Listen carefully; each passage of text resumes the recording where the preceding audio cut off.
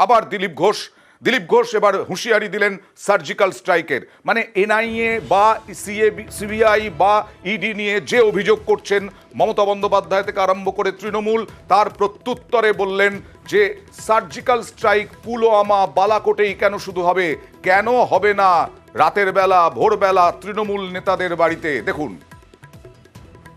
মধ্যরাত্রে হোক আর শেষ রাত্রে হোক, যখন দরকার হবে চোরেদের বাড়িতে ইডি সিবিআই যাবে, এনআইএ যাবে। যারা রাষ্ট্রদ্রোহী, যারা দেশে বোম বন্দুক নিয়ে কারখানা করছে, বোম ফাটাচ্ছে, মানুষকে মারছে, বিদেশের সঙ্গে হাত মিলিয়েছে, তাদেরকে মাটির তলার থেকে বার করবে এই আমাদের কেন্দ্র সরকার। কেউ বাঁচবে না। যদি পুলওয়ামা হতে পারে, বালাকোট হতে পারে, এখানেও সেরকম তার চেয়ে বড় সার্জিক্যাল স্ট্রাইক হতে পারে।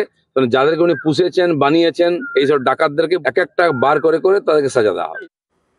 আর পাল্টা জয়প্রকাশ মজুমদারের সঙ্গে কথা বলেছিলাম।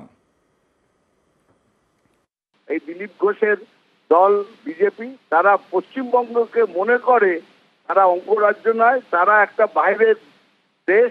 তাই জন্যই সার্জিক্যাল স্ট্রাইক করার কথা ভাবে। আমরা যেটা বলেছি ভারতের আইনের কথা বলেছি।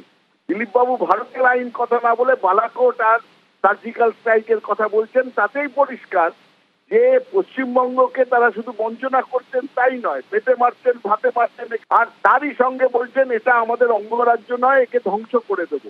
আর সেই জায়গায় দাঁড়িয়ে দিলীপবাবু ভোট চাইবেন তো, তাই জন্য তারাও বুঝিয়ে দেবে দিলীপবাবুদের কিভাবে শতান মাঠের বাইরে পাঠাতে হয়, সেটাও দেখিয়ে দেবেন পশ্চিমবঙ্গের মানুষ।